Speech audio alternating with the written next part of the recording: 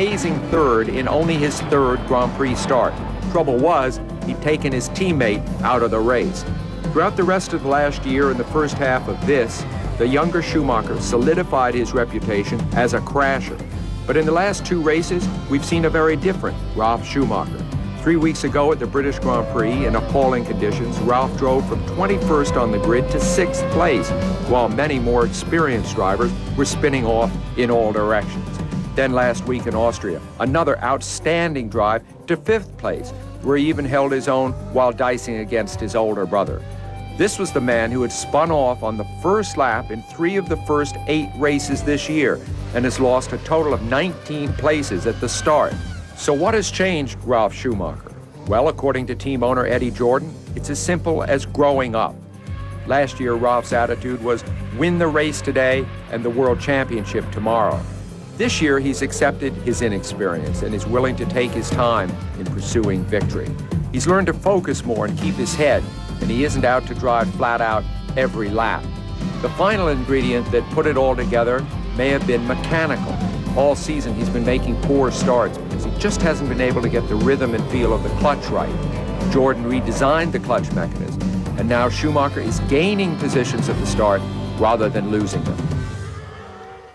Well, with me now are Derek Daly and David Hobbs. And Derek, can a wild man like Schumacher ever really be tamed?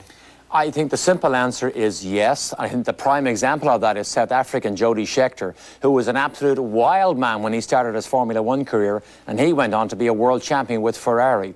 Now, Ralf Schumacher has an immense amount of talent, and he has raw speed, the most desirable quality in Grand Prix racing. And Frank Williams, we hear, is prepared to offer him maybe a 5-year contract to try and temper that. So I think if he's properly managed and can develop his confidence, yes, he could be superb. Well, the word confidence, too, is key in all this, because I remember that Nigel Mansell did 72 Grand Prix before he won his first race. That just built his confidence to incredible heights. He won the European Grand Prix, went on to win the South African Grand Prix the next week, and was away with the mixer, became world champion and one of the most winning drivers of all time. So confidence is obviously very, very important. And if you've got the speed, which Ralf Schumacher's got, and you can get rid of that wildness, everything's going to be fine. Exactly. Well, one way or another, the British Grand Prix was a great day for Ralf Schumacher, but a lousy day for Formula One because of the controversial actions of the officials. These actions caused them to be called on the carpet in an extraordinary meeting of the World Motorsport Council last week. What happened? Well, the 3 stewards who received the brunt of the blame for the controversy turned in their super licenses, thus resigning. Now, also dealt with at the meeting, the McLaren protest of the race result. That has been denied. Finally, the World Motorsport Council offered a clarification of their March 18th team orders ruling. They said it was okay for a team to designate one of their drivers as the championship contender and the other to support him. However, the council opposes any arrangement that interferes with a race that cannot be justified by a team's interest in the championship. Thus, what McLaren did in Australia was basically wrong, and what Ferrari did last week was okay. Got that? When we come back, racing in the pre-war era, there were great teams like Mercedes, Auto Union, and Alfa, but there is very little record of team orders.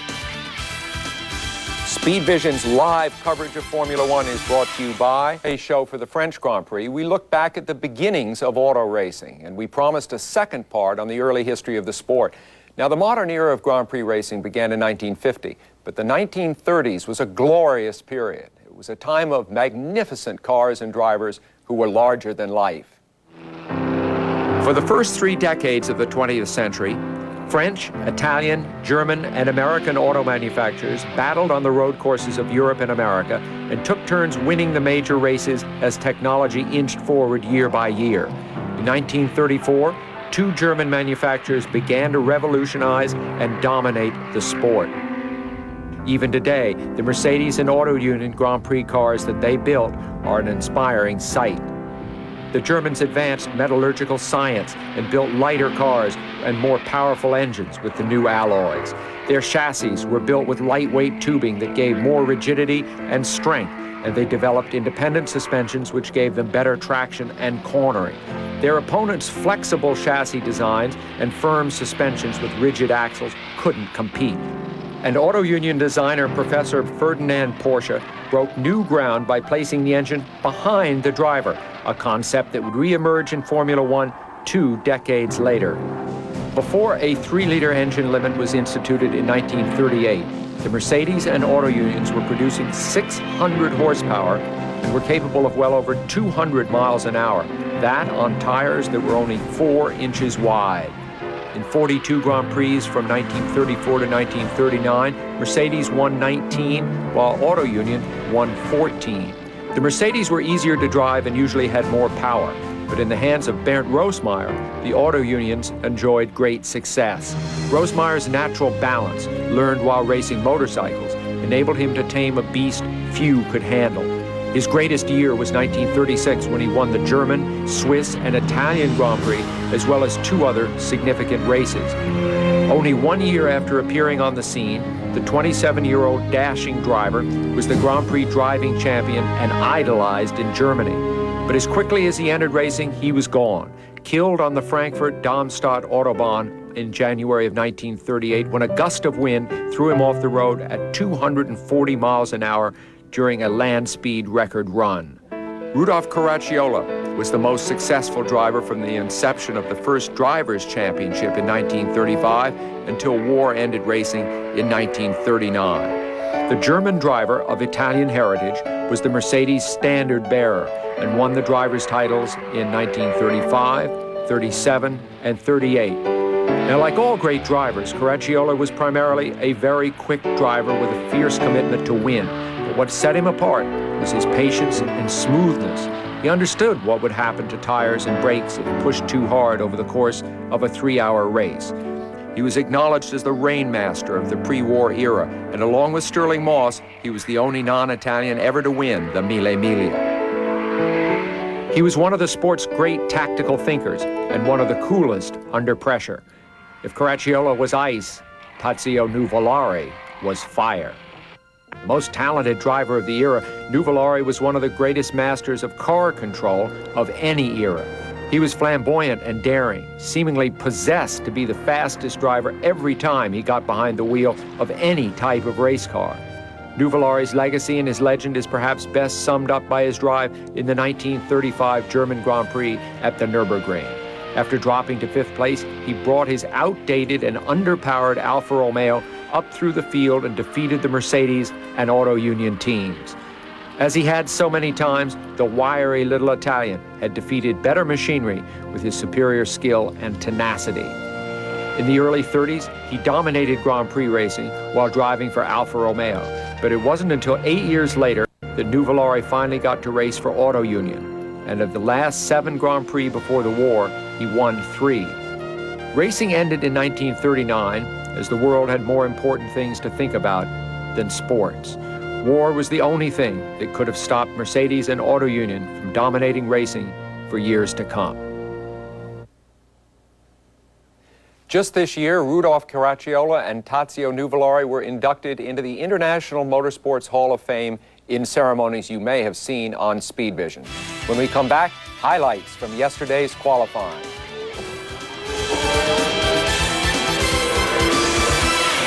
The Hockenheim Ring was held in 1970. The 2 long straights that dominate the circuit have created some great slipstreaming duels throughout the years, and that race 28 years ago saw one of the wildest ever. Jochen Rindt in the Lotus and Jackie Ickx in the Ferrari swapped the lead back and forth throughout the race. Rindt finally emerged with the victory, his 4th in a row that year. Not too much has changed at this track over the years, and it's still all about horsepower and straight line speed. Look for different wing angles and aerodynamic changes on the cars designed to reduce drag. There are passing zones just before each of the chicanes. The drivers who are able to brake the latest will be the ones with an advantage.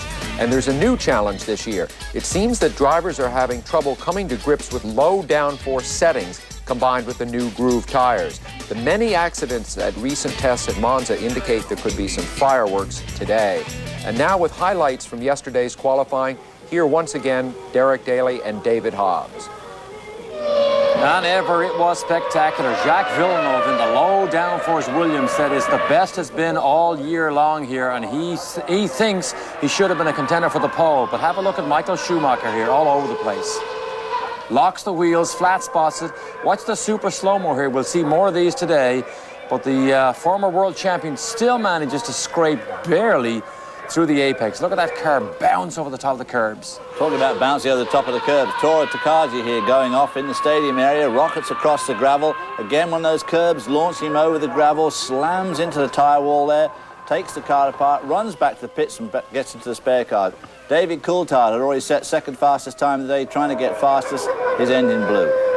And then Mika Häkkinen, who seems to get closer to the World Championship as he rolls off the 8th pole position of his career, gets time to celebrate. Mika Häkkinen and McLaren back on top again. But Villeneuve, I think, is a surprise, but a bigger surprise is look at the Jordan team. Since they arrived here at Hockenheim, they have been in the top 3 or 4 every single session. Very impressive. Irvine outqualifies Michael Schumacher. Yep, only the second time in his career. There's Wirtz, outqualified Fischer Keller. Schumacher down there, Michael, Heinz-Harald Frentzen not doing a very good job. John Alesi and Herbert together in the 2 Saubers.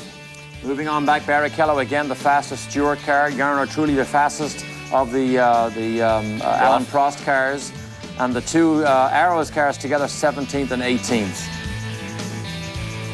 And Jos Verstappen down just about where Magnussen used to be in the second of the Stewarts. Now, just moments ago, on the grid, this is what we had. Fisichella was in this car for the warm-up, decided there was a problem on the grid. The mechanics had to wheel it backwards over the curbs. Meanwhile, he has run and gone over the pit wall into the spare car. He was the last man out of the garages and out of pit lane and has just barely made it onto the grid because, David, this is a timed situation and we thought he might have had to start from the pit lane. I thought he was going to have to start from the pit lane, but I guess he managed to just do it right just in the nick of time. You see the cars roll off time there. We're just going to slip away for another quick break. When we come back, we'll look at the times which are interesting from the morning's warm-up.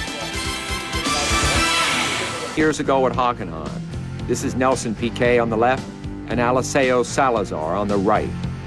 Piquet was the race leader going into the Oscar on lap 18. Obviously, he thought Salazar would give way and let him through. Salazar decided to take his line. Hard to say who was at fault, but if you were to ask Piquet, I think he thought Salazar was to blame. I remember that incident very well because I was in that race with Williamson. I don't think you'd get away with that today, but I mean, we talk about an outburst of emotion from Nelson Piquet. Let's have a quick peek at the morning warm-up times because there's something significant here as we take a look at who's on top. Not so much David Coulthard, but if you look at the time, and we're going to get to the morning warm-ups in just a sec here, Ralf Schumacher was the fastest man on the racetrack for the whole session until just close to the end when David Coulthard pipped him. So again, significant that the Jordan with Schumacher and Damon Hill has been so fast here, which could give some problems to Michael Schumacher, who's going to come from the back, from behind Ralf Schumacher and Damon Hill. One of the celebrities on the grid, alongside Bernie Ecclestone, is Boris Becker, of course, Germany's tennis star. We'll be back in just a moment. Went to the last Grand Prix in Austria in trouble. His early season domination and his huge championship lead had vanished as Michael Schumacher had won 3 straight races. At Silverstone, Häkkinen had made a mistake while leading, and it had cost him victory. In this spin, he damaged his McLaren, and he had no chance to fight off Schumacher's challenge. The pressure Schumacher could generate had taken its toll. The tide in the championship, it seemed, had turned. Imagine the pressure on Häkkinen in Austria. That damned red car was on his back again, and behind the wheel, the man whose phenomenal car control brings inferior cars to victory, who wins races with unrivaled tactical brilliance and shrewd decision-making. The man who has even used his car as a weapon. The man who is never beaten until the checkered flag falls. Schumacher was desperate to get by because he needed to make an extra fuel stop. Häkkinen knew that if Schumacher did get by, the race and maybe the championship would be lost. Despite his heavier car, Häkkinen kept Schumacher at bay. And this time, it was Schumacher who cracked. Perhaps the first time he had buckled under pressure while chasing his prey. In this battle on equal terms, Hakkinen had won. Today we're in Michael Schumacher's homeland, and it is his turn to react to defeat. The Grand Prix of Germany is next.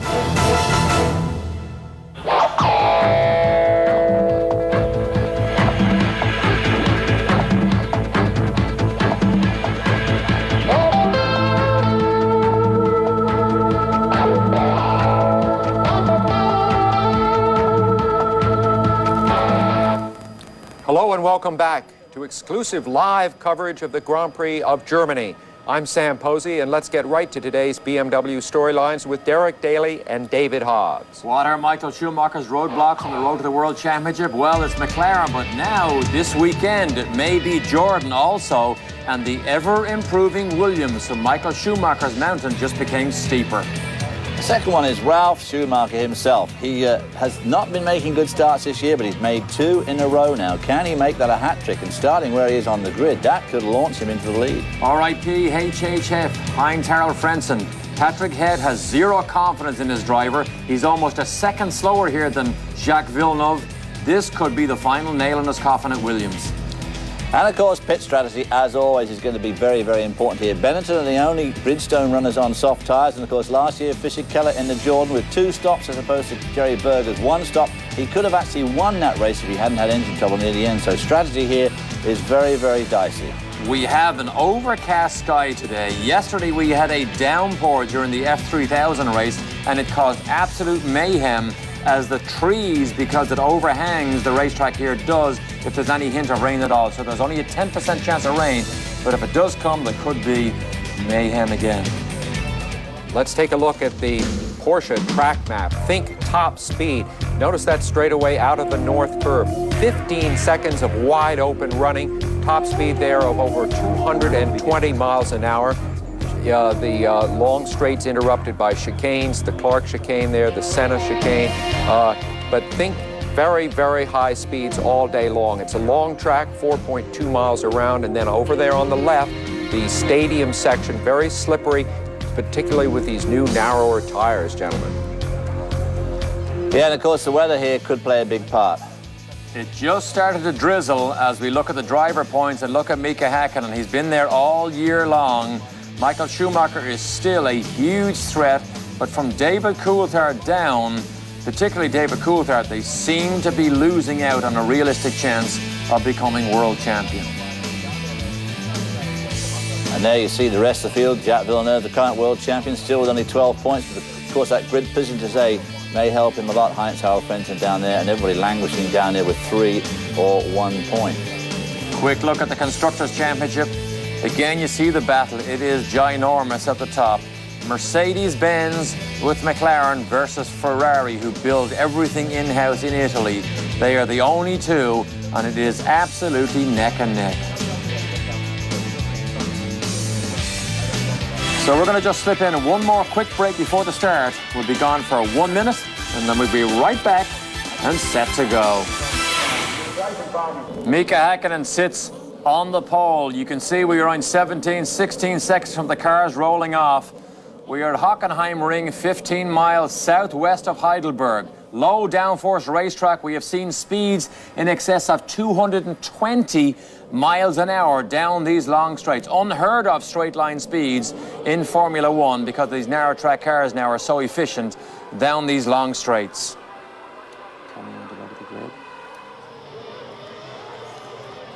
Let's move on to the Motel 6 starting grid, and there they are, teammates firmly back on track, with Mika Hakkinen having the edge over David Coulthard all weekend. This is the second time that Jacques Villeneuve has been third on the grid, but his best time, only 4/100ths of a second behind Coulthard. And Ralf Schumacher's best this year, and only second time he's out-qualified his brother, Michael. Inside on row 3, Damon Hill, best qualification of the year from him. That Jordan team benefiting from aerodynamic changes. And Eddie Irvine, only the second time at Ferrari has he out-qualified Michael Schumacher, his World Championship teammate. On row 4, the fourth time of 10 to out-qualify his teammate by Alexander Wirtz. And of course, just 2/100ths of a second behind him is Fischer Keller, the pole sitter last week, of course, in Austria. Look at row 5. It contains Michael Schumacher. He went off the road On Friday, he went off the road Saturday morning. He blew an engine, lost precious setup time, and he's mired. And Frentzen, can he survive mentally? In row 6 again, we have two teammates on the same row. With John O'Lacey just out-qualifying Johnny Herbert, although out of the six times to 5 that he's out-qualified him this year, so obviously pretty close. Moving back to row 7, Barrichello and the Stuart Ford, again the fastest of that team. Jarno Trulli, likewise with the Prost team. Row 8, Tora Takagi. We saw him flying off the road yesterday, but nevertheless he qualified 15th, his best qualifying since San Marino. Alongside him, Olivier Panis had a heavy crash yesterday morning, had to go out in the spare car. The team is struggling for lack of grip. The Arrows teammates, one gets paid, the other pays heavily. They're side by side and very close on time, make up row 9. Row 10, Jos Verstappen, about where the second Stuart Ford team driver always finished up, and alongside him, Shinji Mikano. All by his lonesome at the back is Esteban Tuero, and of course by now you've realised that Rosset in the Tyrrell is not there. He was not cleared medically to drive. They made a request after he did not take part in qualifying to see would he be allowed. The FIA said no, it contravenes the rules, so Rosset, who's had a terrible season, goes out because of injury, although it's only slight. On board now with Jacques Villeneuve. We don't see any sign of rain on that onboard camera, but on the helicopter shot just a few moments ago, we could see some rain spots on the lens there. So obviously rain could be very imminent, which is really going to make things exciting. We actually have had a couple of raindrops, so they'll be mindful of that. Now, the run to the first corner, they will exceed speeds above 125 miles an hour very, very quickly. Hard braking, 90-degree right. See those guys staying on the right of your picture and pulling over. They, of course, are staying out of all the marbles which are collected on the left side of the track, left side of the picture. Keep your eye on Ralf Schumacher. Can he make it 3 in a row good starts?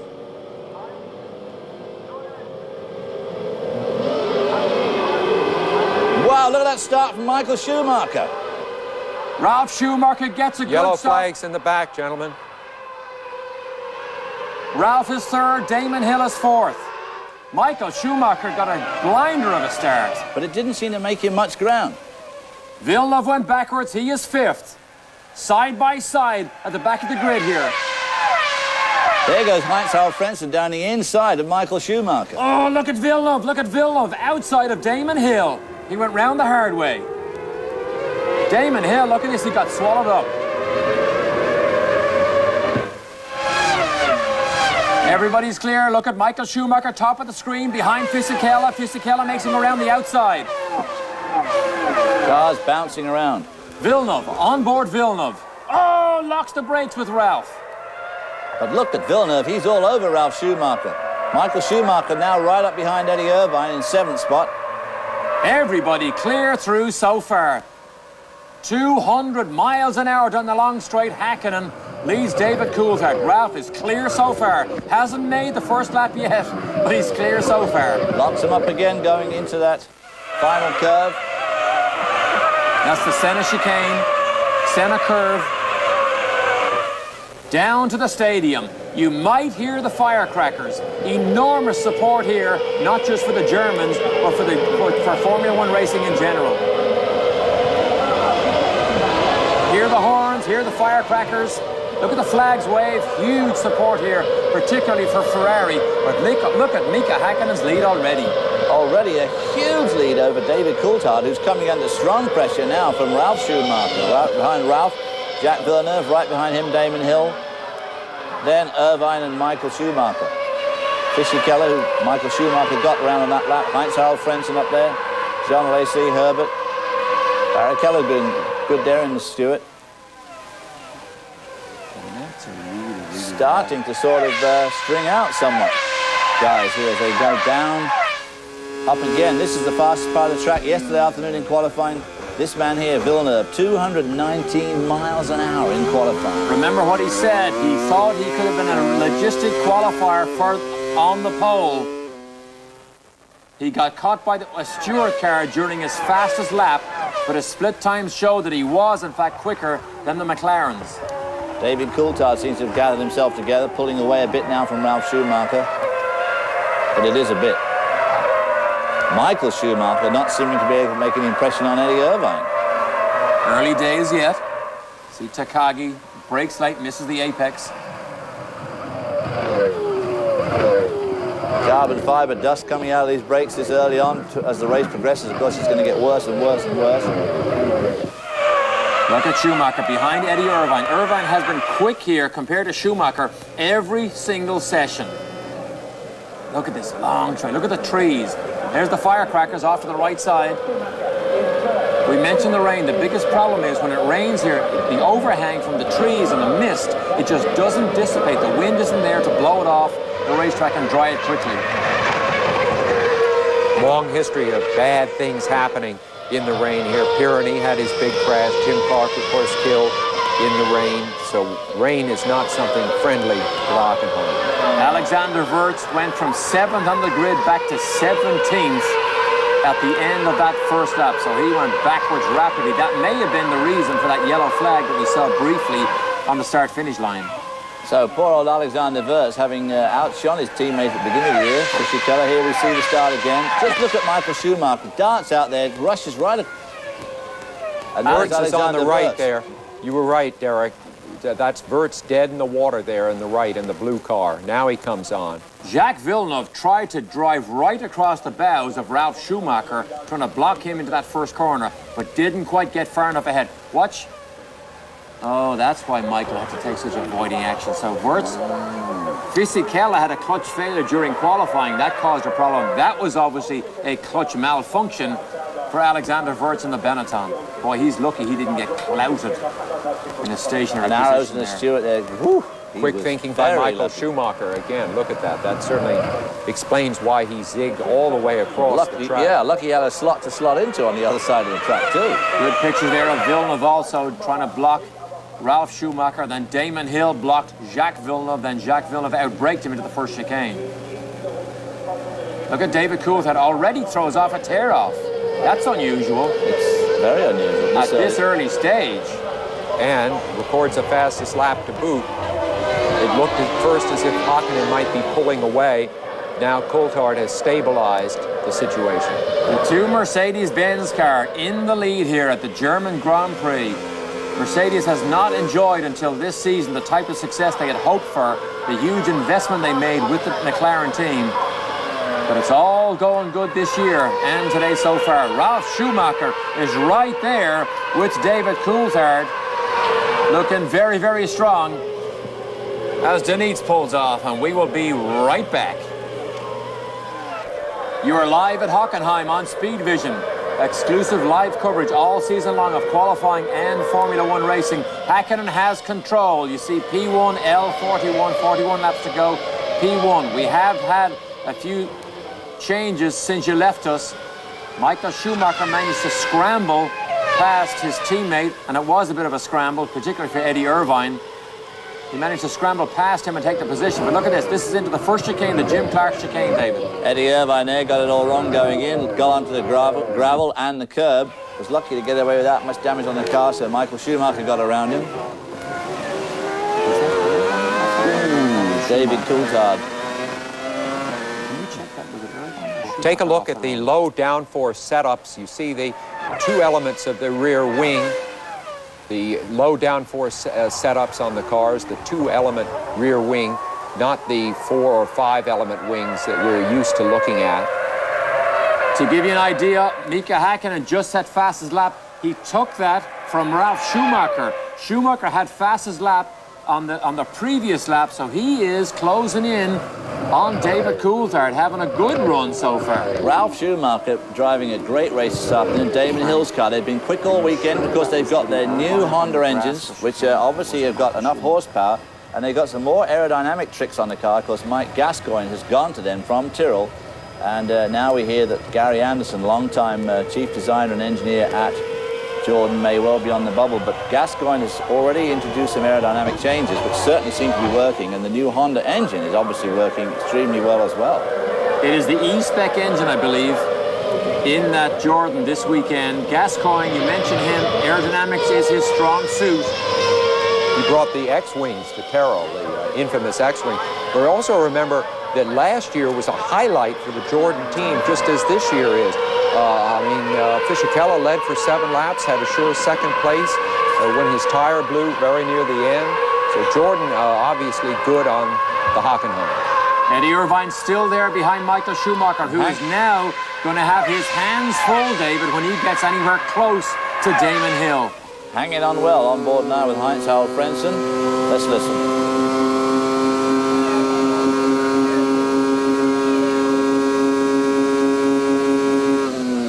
That's what 220 mile an hour sounds like.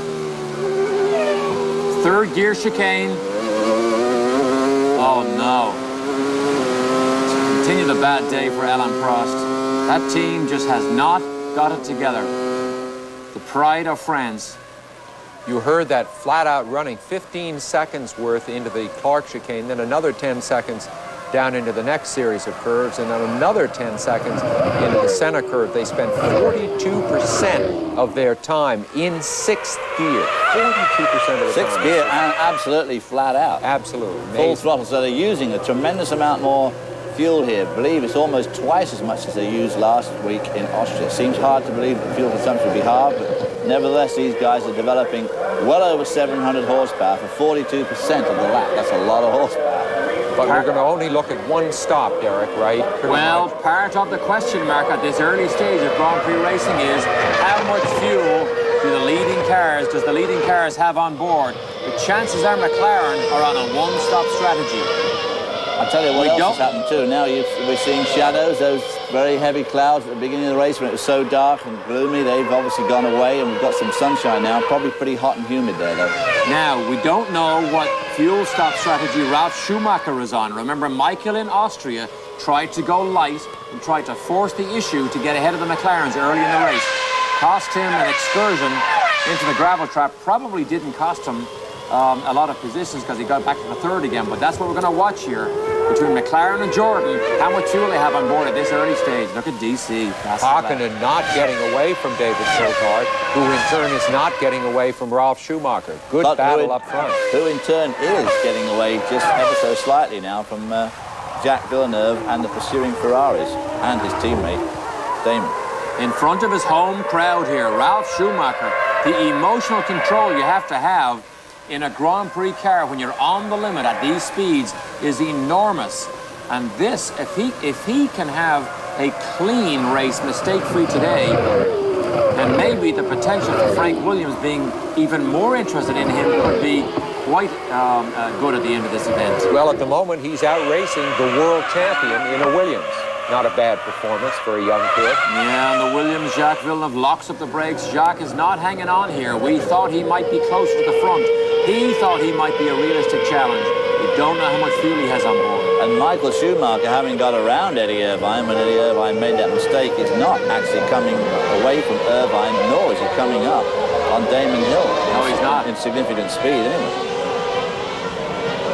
The master tactician. When he doesn't have the fastest car, he just seems to find a way tactically to beat the opposition. Or in fairness, David, the opposition make mistakes and allow him to benefit. Well, I think that he and Ross Brawn are incredibly like Jeff Gordon and Ray Evernham. They just seem to have this incredible knack to win races. And it's obviously combined effort a lot of the time with, of course, Michael Schumacher's incredible driving. Okay, here's the jump start, they say. Wow, if he jumped that, it wasn't by much. Boy, that's a pretty close call. They're electronically timed, so if he was a fraction over breaking the beam, then that's adjudicated to be a jump start. David, you mentioned Ray Evernham and Jeff Gordon. You would be surprised, I was at the Brickyard 400 yesterday, you'd be surprised how interested Jeff Gordon is in Formula One racing. He was asking me all sorts of stuff.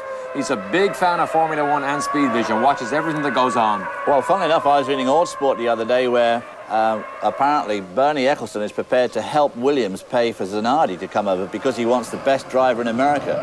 And I must say that if he wants the best driver in America, maybe he should be looking at Jeff Gordon, because I think that he is certainly right up there in the top, because he has an uncanny way of winning races and getting through traffic. Well, it's too late to draft Dale Earnhardt into Formula One, I suppose, but wouldn't that have been fantastic? Boy, I'll tell you, it would have been great to see. And of course, Jeff Gordon's had so much experience in open-wheel racing, of course, when he was just a kid. Yeah, but open-wheel racing in a midget and a sprint car is not open-wheel racing in a Formula One car. Great picture here of Ralph. There's Gary Anderson, the tall the tall Jordan member on the right side there watching Ralph Schumacher. Talk is that Gary Anderson may be on the way out. That Mike Gaston, the aerodynamicist, may be the new key man at Jordan. Anderson might take up a post with Prost. By far the most competitive run by a Jordan this year, and look at the raindrops, boys. Oh my gosh. But it doesn't, the sky doesn't look too bad, and there's obviously sunshine down here, but I tell you what, Ralph Schumacher, if anything, is catching up with David Coulthard, isn't he? In the rain yesterday, there was mayhem in the F3000 race. Nick Heidfeld and the McLaren F3000 team came away a winner. That was good for him, but if it rains here, wow, it's going to throw the cat among the pigeons. And it is supposed to, according to the forecast, rain at about 3 o'clock Heidelberg time, which is 45 minutes from now, 40 minutes from now. Eddie Irvine, new one-year contract under his belt to stay at Ferrari. That was all he was offered, just a one-year contract, despite Michael's long-term contract, and having his best run of the year in relationship to Michael in race conditions. He's right there. Look at Michael get sideways. See that under braking again. Well, you see how bumpy, or somebody's had it off there and they spread some dirt on that racetrack there. You can see how bumpy this place is, and with no downforce and with these very, very high speeds, braking into these chicanes certainly is an incredible art and takes an immense amount of skill and concentration and car control. We can see it there. And remember, that's braking at above 200 miles an hour. And if you watch really closely at their heads, when they get above 200, you see that severe buffeting begin to affect the drivers' heads. If you're wondering why the pursuing cars are not closing up more easily because of slipstreaming or drafting, apparently, even with the new configuration, the narrower cars and tires, the draft is still pretty much the way it was last year. That is to say, if you're more than 4 car lengths back, you really don't feel anything. In other words, right there, Ralph Schumacher is not getting a draft off David Coulthard. He's just out of range. They need a Hanford device. Yes, they do. Bolt a Hanford device on the back of the Formula One car here. Let's see some great drafting like we saw at the US 500. By that, you mean a new element to the rear wing. Yep, Hanford device, a complete new rear wing design that creates drag and creates suction at the back of a racing car. And it was enormously successful on its debut at the US 500. Well, Mika Hakkinen controlling this race now beautifully from the front. There's no doubt about it that the Mercedes engine is incredibly powerful. They use this as a test track. And there's no doubt about it, too, in my mind. He was quickest in all the sectors yesterday in qualifying, but nowhere was he quickest in the straight line, which certainly would indicate to me that they're carrying more downforce than anybody else here, and they've got the power to pull it. And that's obviously the key to successful racing. The more ground force you can crank in, if you've got the power to pull it, go ahead and do it. David Coulthard's pit board. Of course, Coulthard drove in Formula 3000 for Paul Stewart Racing, but he got out of that deal and became the Williams test driver. Into the stadium.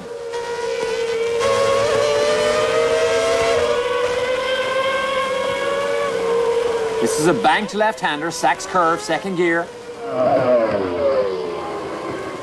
Wirtz and Penise. Penise, of course, has been in for that penalty. They're battling way back in the field. Well, I mean, Wirtz qualified so well yesterday. You've got to remember, though, this is his first time here in a Grand Prix car. That's actually Jarno Trulli that he's racing with there. I think Olivier Panis must be behind them after that stop and go. But these guys are racing way down the pack. Alexander Wirtz making that dreadful start. So disappointing the last 2 races have been for him. The clutch system is so vital in Formula One. The Jordan redesigned it to try and help Ralph Schumacher get off the line as Coulthard locks up the right front and closes in on Hakkinen and pulls away a tiny bit from Ralph Schumacher. But the McLaren drivers alternate. David Coulthard prefers the foot-operated clutch. Mika Hakkinen prefers the hand-operated clutch. So it is driver preference. When Coulthard was at Williams, between him and Damon Hill, one had 2 pedals in the car, and one which was David Coulthard, and one had 3 pedals in the car, which I believe was Damon Hill. Whoa, look at this, truly. And Alexander Wirtz almost come to blows. Look at Wirtz, he's all over the place, David, all over the curves. He's all over the curbs trying to get around Trulli holding him up. Now he's in the slipstreaming range, gotta be. Benetton started the race on the softer compound Bridgestone. The only Bridgestone runner to start on that soft compound. Boy, a lot of dirt on the road there. Someone's had a big plowing operation going on. Leaders into the stadium again. There's speculation that that dirt was actually deposited by Jacques Villeneuve 2 laps earlier.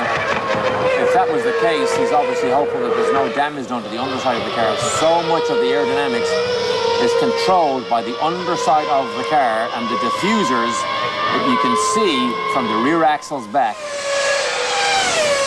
Telling Ralph to push. Wow. Dangerous message to give to Ralph Schumacher. Well, it shows you the confidence they have in him. I think that was Ian Phillips. Was that Ian Phillips? It looked a bit like it, didn't it? It looked like Ian Phillips, long-time editor of Autosport in England, now the commercial director at Jordan Grand Prix. But David Coulthard beginning to get a comfort zone now over Ralph Schumacher and edges a tiny bit closer to Mika Häkkinen as Ralph Schumacher gets it sideways, David, under power. But the three of them are certainly pulling away handily from Jacques Villeneuve, Damon Hill, and, of course, the two Ferraris of Michael Schumacher and Eddie Irvine. There's the gap from first to second, as you can see, just about 1.5 seconds. Impressive run here by Ralph Schumacher. How much fuel does he have on board? When will he have to make a pit stop, and how many pit stops will he have to make compared to the opposition? Jordan has only 3. Whoa, somebody off again. There's more dirt there. Yeah, it is. Right in front of Eddie Irvine and Michael Schumacher, who was not making any headway on his chase of Damon Hill. If anything, David, he's losing ground here. It seems to me like he is losing ground, and Eddie Irvine's right with him. So obviously Michael Schumacher's got no magic tricks up his sleeve this afternoon. Probably just hoping for that cloud to come over and a bit of rain to start falling, which probably will help him. But other than that, he looks doomed to be running in this position. He has been off the road. He has blown an engine. He tried both cars in qualifying. He tried both cars in the morning warm-up this morning. And I believe he changed cars right before he came onto the grid. The last picture we had of him was jumping out of his first car that he did the warm-up lap on right before the grid, and then he disappeared to the garage. Fast Eddie. And look, Ralph Schumacher has caught. Responded. He was able to respond. I mean, consider the fact that Jordan has only 3 constructors' points. They are way, way behind right now. Think of the fact that this would add 4 if they finish third in one chunk. This is by far their best showing of the year. The Ferraris are running together. They're not on the pace. He can't close up on Damon Hill. But Ralph Schumacher is impressive chasing the McLarens. Coming up in 2 weeks' time, it's the Grand Prix of Hungary. Remember, Damon Hill almost won that for Arrows last year. Live qualifying coverage begins at 7 a.m. Eastern on Saturday, August 15th. And then our pre-race show gets underway at 7:30 a.m. on Sunday the 16th, followed immediately by the Grand Prix of Hungary. That's in 2 weeks' time, here, live on Speed Vision. Boy, and there's all that earth on the road there. I can't imagine where it's come from. Eddie Jordan there, looking just a little bit concerned. Ralph is in push mode, though. Look, he is closed up on Coulthard, who has closed up on Mika Häkkinen. But Ralph is getting ready for a pit stop. So that's a bad sign. If they've been running light, if they're going for a 2-stop strategy, Yes. and they couldn't manage those McLaren Mercedes under those conditions, not looking good. So I wonder if Schumacher's on a 2-stop and Damon maybe on a 1. Lap 15 is the magical number for Ralph Schumacher, who in a lighter car, we believe, than the McLaren, has driven very well. There's Damon Hill right behind him.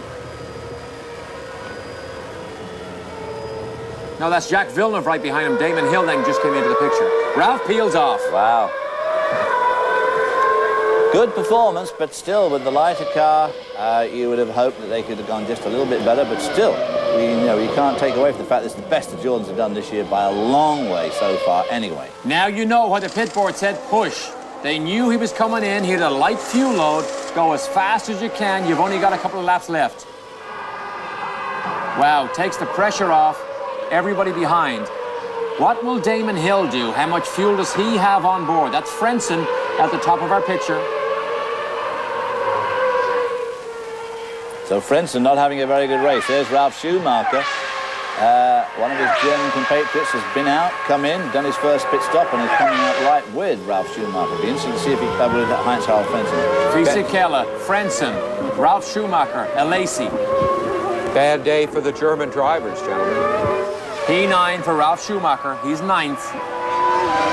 He's got to make another stop. Everybody ahead of him has to make a stop. Great initial run. Great initial run for Ralf Schumacher. Under pressure, under the scrutiny, hometown crowd, mistake-free so far. You have the sense he's starting to get it together, just the way you guys were talking about before the race. That you do reach a point in your career where you realize that you can pull back just that little bit and make it work for you, and then watch out everybody. The maturing of a Grand Prix driver. Feels very spread out until you get back to Michael Schumacher here. Michael Schumacher, Eddie Irvine, Fisichella, all running pretty close together, and just behind them is Heinz-Harald Frentzen. Meantime, these two coves have really put some distance between themselves and Jacques Villeneuve, although Villeneuve hanging on pretty good there, only 6 seconds back. Nevertheless, he is the current world champion, and although running actually better here this year than he did last year when he won the world championship. Is last a year, cove, a miserable race here, isn't it? Is a cove synonymous with a bloke? Yeah. Okay, I just wanted to be sure. Damon Hill having one of his best runs in the Jordan so far, also chasing down Jacques Villeneuve. We are just in the beginning of the two-stop window for pit stops. Again, you see these cars with so little downforce and so much horsepower, they seem to get this four-wheel drift exiting these high-speed chicanes all the time. So Barrichello, no secret here on a two-stop strategy also. Interesting, the Grand Prix Drivers Association agreed at the last meeting to stay off the racing line when they exit the pits. I haven't seen it yet. Barrichello and Schumacher went right out into the racing line. Verstappen, Salo, Barrichello. That gives you an idea of the difference in the Stewart Fords, because Barrichello has stopped and he's still right back with Jos Verstappen. So, and here he goes around Salo. It's interesting at that driver's meeting. Oh, here's a move. Barrichello around forces the issue. That is for 15th place, down through the landscaping again. That's all over the racetrack. It seems to have taken such a long time to clear that off. At that driver's meeting, it's interesting, Hill stepped down as a driver's key representative and was replaced by Alexander Wirtz. And they not only discussed that leaving the pit lane, but how often you could legitimately swerve on a straightaway, and we might see that on the last lap here. Is swerving, defensive driving, or blocking? Defensive driving is when you pick your line and you stay on it. Swerving or blocking is when you use multiple lines in the braking zone. That should never be allowed anywhere. Well, they've decided, the Grand Prix drivers have decided amongst themselves that you can move line once, but then you can't move it again, which would obviously take you back to, say, Damon Hill at Montreal, where he moved, what, 3 times, or was it 4? But whatever it was, you're only supposed to move once now. Jackie Stewart's cars run together. You see they're way off the McLaren pace, but these two cars with the Ford V10 engine have been among the fastest in a straight line here all weekend. Of course, they don't have the horsepower in those Ford engines, but of course they feather them right out now, so they are quick in a straight line, but of course it makes for horrible driving. 2 seconds a lap slower is Verstappen than Rubens Barrichello. Jacques Villeneuve obviously significantly faster this afternoon than Heinz-Harald Frentzen as well, which goes back to our piece at the beginning of the show, where Heinz-Harald Frentzen's future with Williams is certainly extremely cloudy at the moment. They're not dropping Villeneuve here. They are not pulling away at a dramatic pace from Jacques Villeneuve. He's hanging on. Now, this, of course, is in this high-speed circuit, 150-mile-an-hour average for pole position, and of course, some weeks ago, Jacques Villeneuve was complaining about the lack of power from his Mecachrome engine as opposed to it's a Renault, but of course they don't have any Renault significant input into the engine at the moment. He was complaining about lack of power. Well, obviously, unless he's running incredibly feathered off compared to the McLarens, which I suspect he is, the power obviously not too bad on him this afternoon. Of course, Williams has talked to a wild array of drivers. Zanardi, Hill, Frentzen, of course, to renew possibly. Schumacher, Little Schumacher, that is, Barrichello, Irvine, Montoya, Herbert, Trulli, Coulthard, Salo. All those men have been contacted by Williams in the last couple of weeks. Did they call you last week? They did, but they were looking for your number. That's about everybody Frank has spoken to. He's trying to, of course, he's typical Frank. He's trying to find the cheapest. These boys are evenly matched here because David Coulthard just done the fastest lap again. He is able to trade fastest laps here with Mika Hakkinen. Frentzen is still trying to hold off Ralf Schumacher.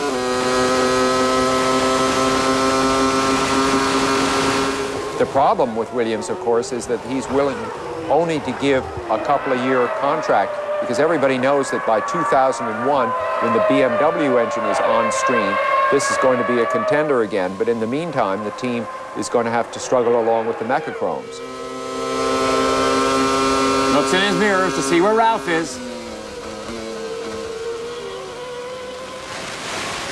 Correction, Derek. He looks in his mirrors to see where his career went.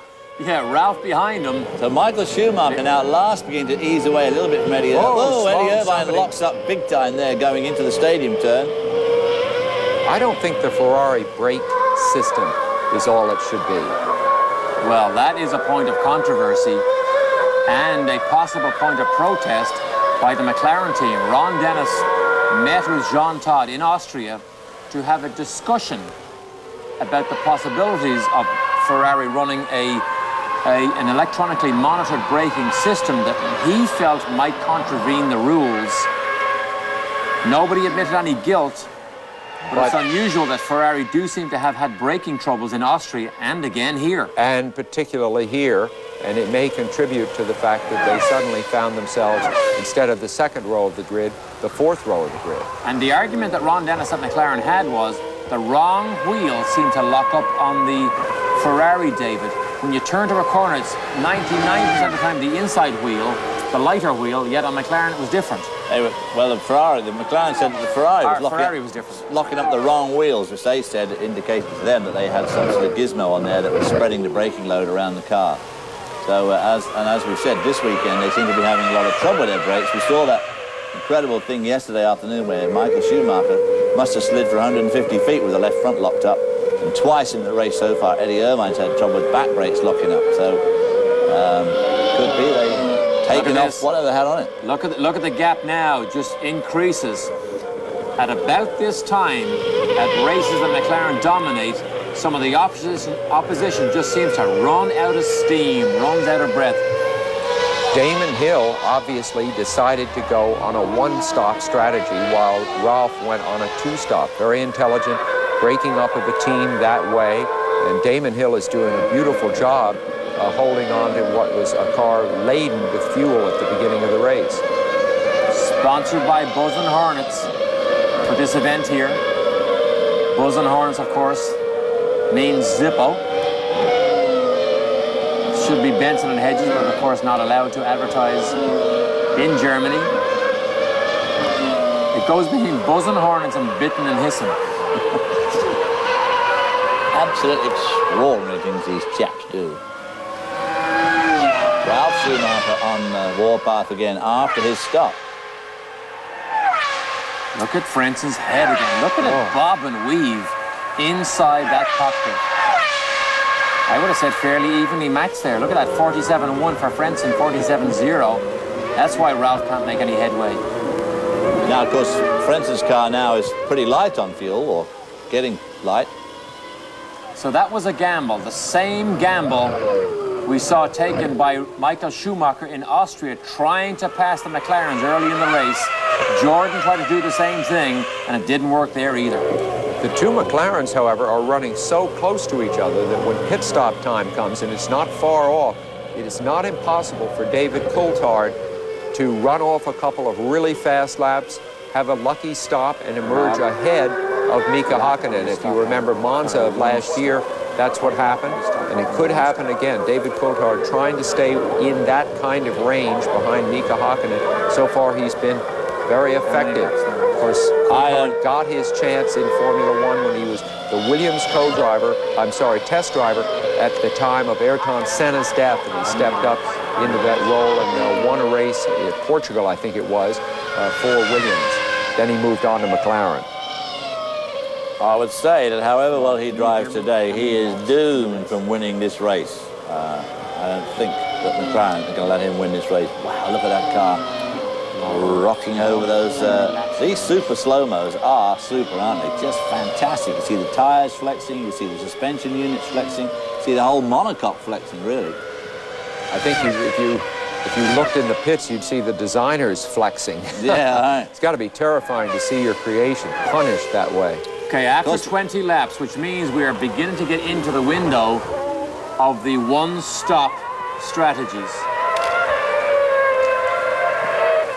And of course, at the beginning of the show, we talked about roadblocks that Michael Schumacher had got. And of course, his worst nightmares come true, because Mika Hakkinen, if he wins this race and David Coulthard comes second, not only is Coulthard going to take points away from Michael Schumacher, but of course he's going to have Jacques Villeneuve taking points away from him. It looks like Ralf Schumacher might take points away from him. So one way and another, the day not looking too good for Michael Schumacher, point-wise. The high water mark for Michael Schumacher was reached at that moment when he was trying to pass Hakkinen a week ago in Austria. At that moment, anything seemed possible. He'd won 3 races in a row. No one who's won 4 races in a row ever fails to go on to win the championship. There's Takagi coming out of the pits. And it seemed that Schumacher, by sheer dint of personal effort and charisma and momentum and everything, might be able to get by. Instead, he wound up trashing his car in the move, and nothing has been the same since. A real turning point in the season, I'm sure. But you know what? Last year, Schumacher had a poor mid-season also. He didn't have a good race in Austria. He had a poor race at Monza. So he went through this slump last year and never quite survived. The World Championship got so close that he couldn't pull it away from Jacques Villeneuve. That's true, despite the fact that Villeneuve had a bad mid-part of the year, too. Including the race here. Villeneuve had a dreadful race here last year. And Monza. I'm not sure so much that Michael Schumacher's not passing Hakkinen was the turning point of the season. I think it would have been the turning point of the season if he'd got around him, because then he could have controlled the race. But I think the McLaren is just, at the moment, is just flat too good for the Ferrari. The Ferrari were a bit lucky. Just watch this stop.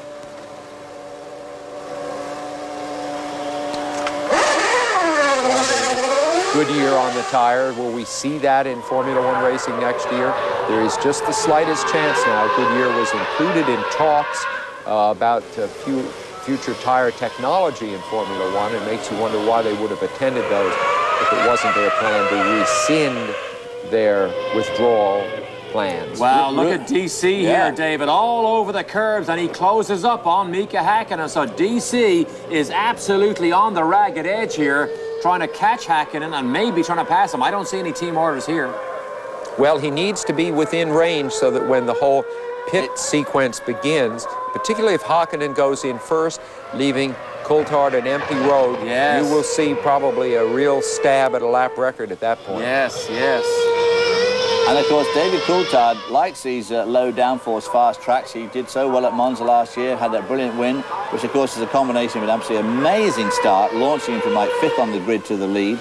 And then of course that pit stop when he came in with a Lacey when they were leading and he was quicker out.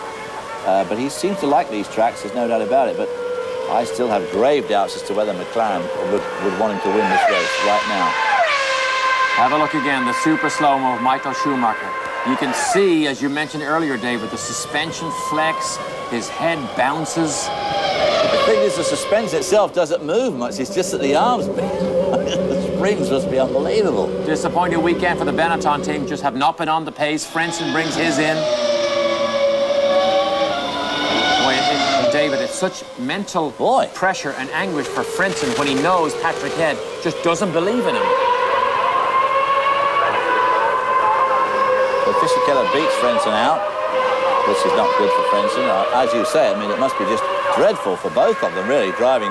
But Frentzen thinks that Patrick Head thinks he's useless, and he obviously doesn't like the way the car's set up, so one way, it's just not a great combo, is it? So now we have to watch Ralf Schumacher's progress. Can he now put in some faster laps than Frentzen and stay ahead of him, because Ralf Schumacher has to make another pit stop also. Carbon fiber dust flies all over the place. Sun's still shining, so rain would not seem to be a major part of this race. We've got to over the halfway point now. Forecast for rain in 15 minutes, though. That forecast was back at the beginning of the race. Slow-mo of Frentzen. 18 people. There's the carbon fiber dust we mentioned earlier. Look at it out. Good, great. And remember, just the heat that pours off these cars when they're stopped, off the brakes, off the radiators, the engine, the bodywork. Okay, this has to be clean. He is in contention for the first time this year. Now, where is Ralf Schumacher? Oh, a wing adjustment. Wing adjustment also. Here's Damon. Villeneuve will stay ahead of Damon Hill, but watch for Ralf Schumacher. All the pit stops around about the 10-second mark. Of course, the longest pit stops when you're choosing to do on the one-stop strategy. Here's Wirtz.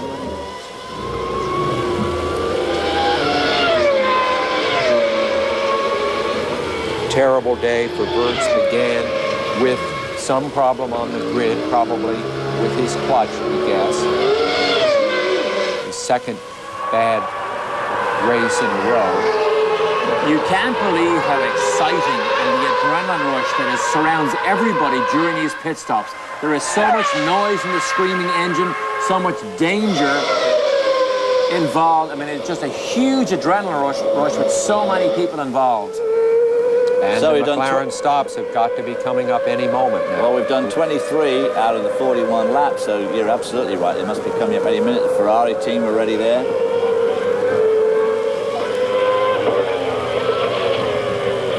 Michael has gradually pulled away from Eddie.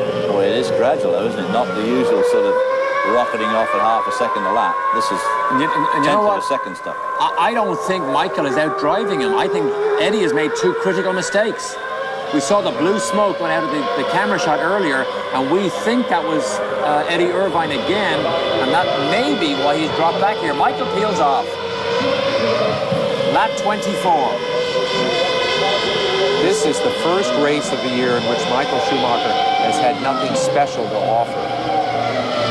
That's right, nothing special to offer. You always expect something unusual from him, no matter where he starts. But remember what we said last race. If he's within 4/10, he's right there. He's not within 4/10 here. He's just another car out there right now. Look at the flap. Flap didn't go down yet.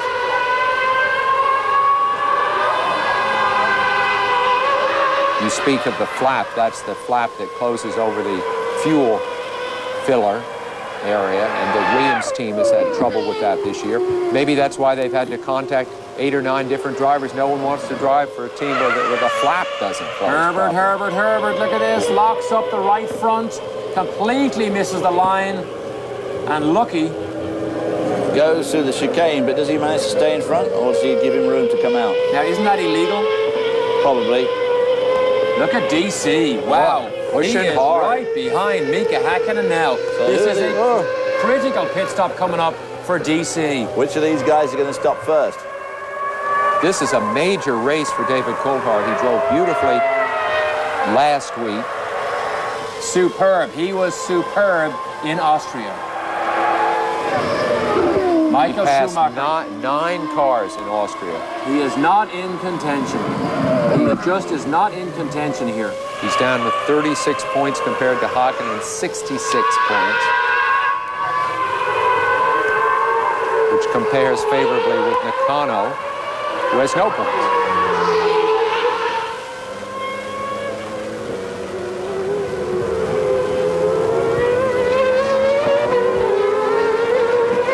Jim Clark chicane, or the Jim Clark curve, K-U-R-V-E in German. Boy, David Coulthard has all the bad luck of that team has gone David's way. He's hoping some of that goes to Coulthard's way. Irvine was 4th when he stopped. Ralf Schumacher was 6th. So we we presume that Ralf Schumacher has gone whizzing by down the front straight, and Verstappen is out. I don't see fluid, I don't see smoke. Yet he couldn't drive off the racing line, so something mechanical has broken. Look at this, Eddie Irvine, side by side with Fisichella. This was not good in Austria when a Benetton tried to outduke it with the Sauber. 200 mile an hour then, 200 mile an hour plus side by side on this very bumpy circuit with very little downforce help. I thought he was going to get him then. He seems to be. This is the chicane here that Nelson Piquet drop-kicked Eliseo Salazar. It was right here, this braking zone.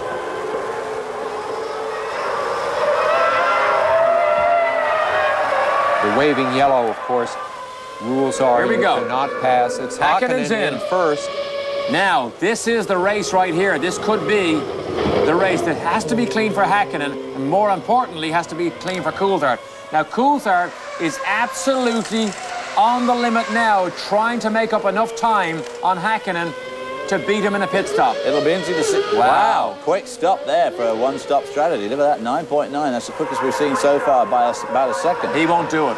Coulthard has to desperately hope that he does not come into that waving yellow flag situation behind another car. Yeah, I'll be shocked if he can do it. Whoa! Villeneuve's in front of Ralph. There's Häkkinen back. So look at this. So Villeneuve on his one stop has been in and out in front of Ralf Schumacher, who has, of course, got to make another stop yet. Yeah, Ralf Schumacher will not be a contender. His goose from here is on cooked, in. I think. Yeah, it was a gamble, it was a risk, but he had to go. Had to go faster. He exactly had to get ahead of the McLarens and pull out a cushion. That's why we saw the push on the pit board. He had to make a desperate move, and he wasn't able to pull it off. Car's not just quite quick enough yet, but it's obviously coming right. It's getting better. He and Damon are driving better this weekend. They've driven all year, and of course they've had a lot of bad luck too, but Ralf Schumacher putting on a great show this afternoon, but it's not going to be quite good enough, and that two-stop strategy is probably going to catch him out. Look at this here. Speed again, down the straight. 248 clicks by David Coulthard. That's how clicks being obviously kilometers. That is 217 miles an hour. Here's Coulthard into the pits. I think he was in some traffic, blunting the hope that he might have been able to do something. He was hung up behind Mika Salo. Unless Mika Häkkinen makes a huge mistake on his outlap, there's no way David Coulthard is going to come out ahead of Mika Häkkinen. No, because he had a dreadful inlap there. Dreadful inlap. And he missed his marks, yeah. Wow, he did. Because this is the race right here. 9.9 for Mika Häkkinen. He's out of there. 9.8, a tenth of a second now. Here's I think Häkkinen they down the stopped front straight. the clock slowly. Now, Häkkinen. So after all the variables. God. Well, of course, he was absolutely completely crucified on that last lap. He caught those guys coming into the stadium. I mean, the only bit of the racetrack's got a whole bunch of corners on. He followed those guys through before. I mean, that just probably knocked about a second and a half right there off his time. He could have taken the lead. At 200 miles an hour, you cover the full length of a football field every single second. If you lose a tenth of a second, 1/10, it's an enormous amount of time. Verstappen obviously broke something mechanical.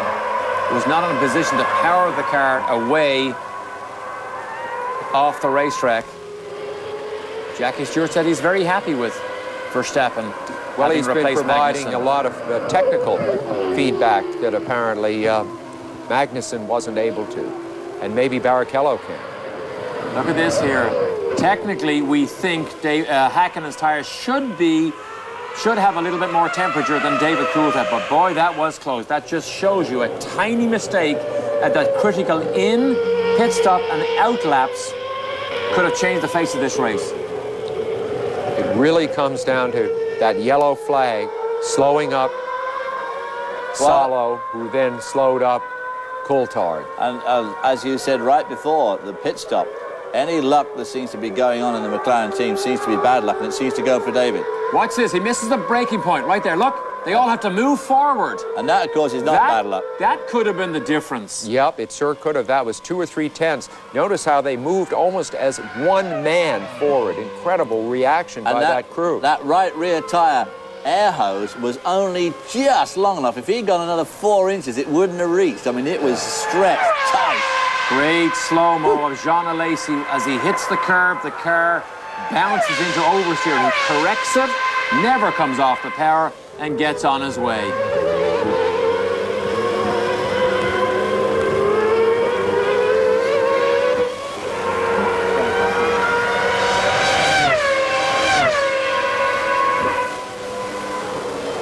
Mika Hakkinen pulling away a little bit now from David Coulthard. The Silver Arrows Mercedes-Benz in Germany in the Formula One World Championship. This could not be a better day up to now. There's a long way to go yet. But for Mercedes-Benz to have a demonstration run like this on their home turf is very, very prestigious and very important at boardroom level. Jacques Villeneuve still holds off Ralf Schumacher. We don't think Ralf has much speed to offer, but we're going to be right back to see. Ralf Schumacher is now in 6th place, right behind Fisichella. Right in front of Fisichella. He just made his 2nd pit stop, so any challenge that he may have had for a rostrum position now doesn't look that strong. Enormous speed at the start of the race. We knew he was light. We know now he was light. But the challenge is gone. Look at Jacques Villeneuve, David. Ooh, locking him up there. He still manages to get to the apex on the first chicane. Then right over the apex. Look at that. Wow, what a great shot those slow-mos are. They're just fantastic, aren't they? And again, you mentioned earlier, you don't see the suspension move very much. You don't. You just see it bend. Go-karts. Hakkinen leading now is in a position, if everything stays as is, to increase his championship lead over Schumacher from 8 points to 17 points. Nakano right ahead of Mika Hakkinen. Panis right behind him. He just got lapped. Nakano obviously will not have anywhere near the horsepower, the straight line speed of these McLarens. They will probably just plow by him like a freight train. This is the fastest straight here. Unbelievable, 222 miles an hour by David Coulthard. The fastest lap, the fastest line down the straight here so far this weekend. Ooh, oh, DC doesn't make it. No. He doesn't make it past him. Ooh. Critical. 3, 4, 5, 6, 10 car lengths he loses with traffic. Shinji Nakano doesn't seem to know exactly where he wanted to go. Well, he got television airtime, but people are not saying good things about him. Not even in Japan. Oh, I think that's a little harsh. Evenly matched here. Evenly matched, the two McLarens. Alexander Wurz misses the chicane. Misses it. Sometimes this is legal, sometimes it's not. Back in 12th spot, so Wurz not having a good day at all. There's Damon Hill, went through just a moment ago. Here's Michael Schumacher, over 4 seconds behind. I don't think that Michael Schumacher is going to be able to catch Damon Hill even. Came here with the long wheelbase car that they've been testing. It is the preferred car. It handles better. It feels better to the driver. But it has not produced a speed increase. And at one of our storylines at the top of the show is one of the roadblocks may be Jordan. And right here we see that Jordan does have more speed over the Ferrari. The feeling is that the F300 seems to be poor at the opposite ends of the aerodynamic spectrum. On high downforce trim in Monaco at slow speed, it's not good. In low downforce, high speed trim, it's not good. It's good in the middle. There's not enough racetracks that just have that middle downforce requirement. And of course, the next race they're going to is Hungary. Maybe there it'll perform better. Pretty slow track, though, David. But it's a slow track, and then they're on to Monza, which is more or less like this. In fact, Monza is the fastest track. But Michael Schumacher said at the end of the first day's practice that he was very happy with their speed down the straightaway. He thought they had oodles of power. But on the other hand, I still think these Mercedes guys have got the power story because they're obviously carrying. You're only going to watch them through these chicanes and through the stadium section. They handle so much better. A lot of that is aerodynamic. They've obviously got just a little bit more downforce than anybody else, and they've still got the power to pull themselves down these long straights. in David's case on Friday morning at 222 miles an hour. David Coulthard is not slower than Mika Hakkinen. No. He's made up all the time that he lost trying to pass Shinji Nakano with the fuel flap open on Jarno Trulli's car. Boy, they have a lot of trouble with these fuel flaps. Of course, the tactics in setting a car up for Hockenheim is that if you have that little bit extra power, you make sure that you use it to have a car that's just as fast or a little faster on the straightaway. And then you increase the wing loading so that you get the better times here in the stadium, which, by the way, was designed by the famous Dutch track designer John Hugenholz back in the late 60s. He also did the track at Zandvoort, which has been closed for many years now, but it was a wonderful track. Big battle of the six here. Ralf Schumacher has not been able to pull away from Fisichella and Eddie Irvine, who are battling for 7th spot. So a tremendous race going here, but really it's of no consequence to the World Championship, which must be a tremendous disappointment. Eddie Irvine been on the podium, what, 6 times this year, 7 times this year? At least, and yeah. would have been 8 if he hadn't let Schumacher through last week in Austria. Isn't going to be near the podium this week. Did you see Eddie get sideways there as he turns the long double apex right-hander in the middle of the stadium section here? But Irvine has made a couple of mistakes.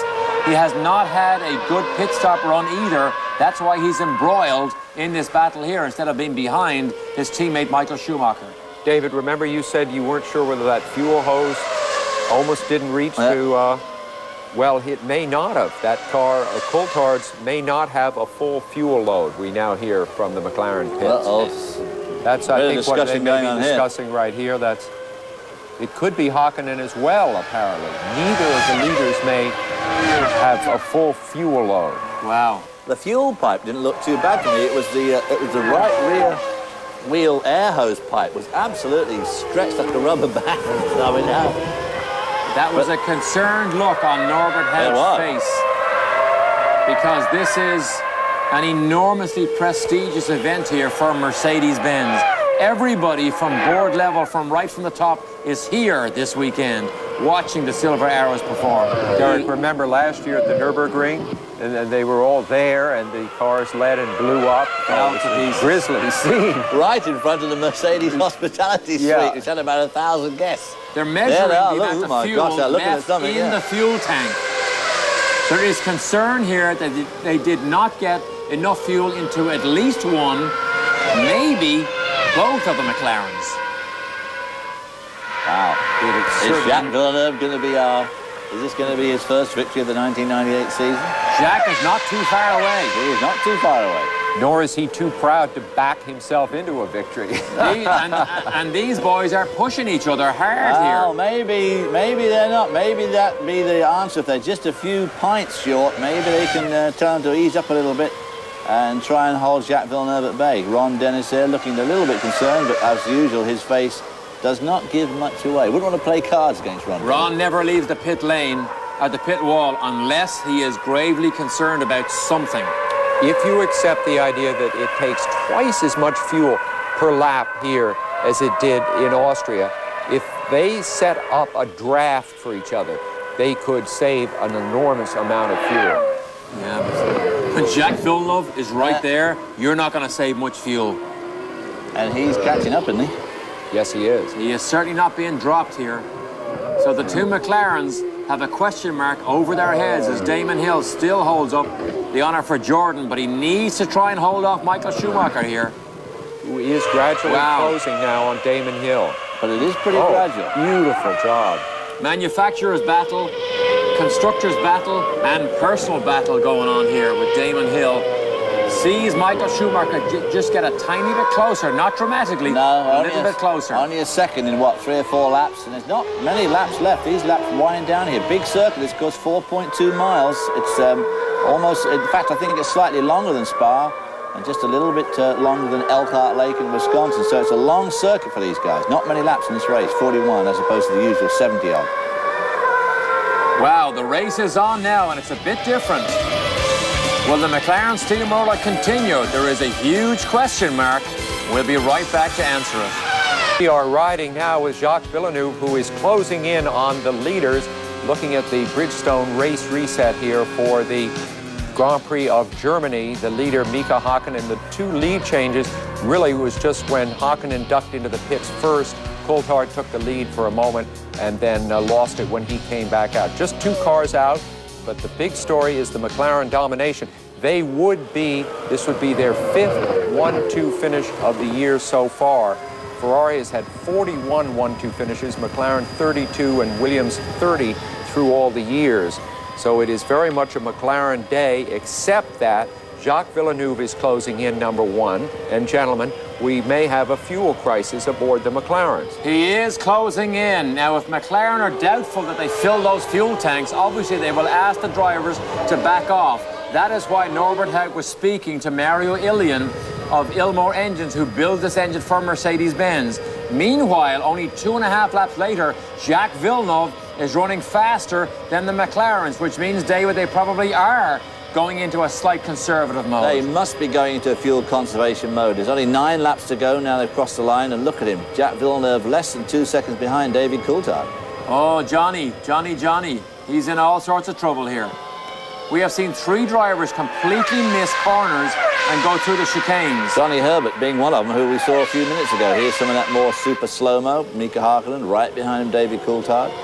David Coulthard seems to drop back a little bit, makes it up again, which suggests that there's a bit of frustration there because he looks to be potentially the faster of the McLarens here. I'm sure that's why he overshot the pits. He was desperate to pull off a repeat of Monza, have the exchange of lead in the pits, and he just didn't quite make it. Concern here. Adrian Newey in the black Mobil 1 uniform. There is concern. Villeneuve is closer. He is inching closer to the 2 McLarens. Hakkinen and David Coulthard and there's traffic, Derek. Need to try and control this race for only 8.5 laps. Mika Salo right in front of him. He's the first piece of traffic. Yeah, and this is the largest. Whoa, see Salo get sideways. This is the center curve, so the next set of curves, of course, is going to be the stadium. So if they catch him there, trouble.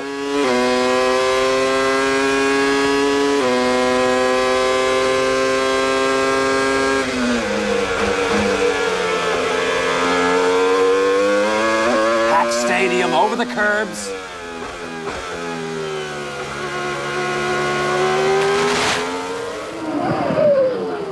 Remember, Villeneuve can see the McLarens. They're right there. He gets closer and closer.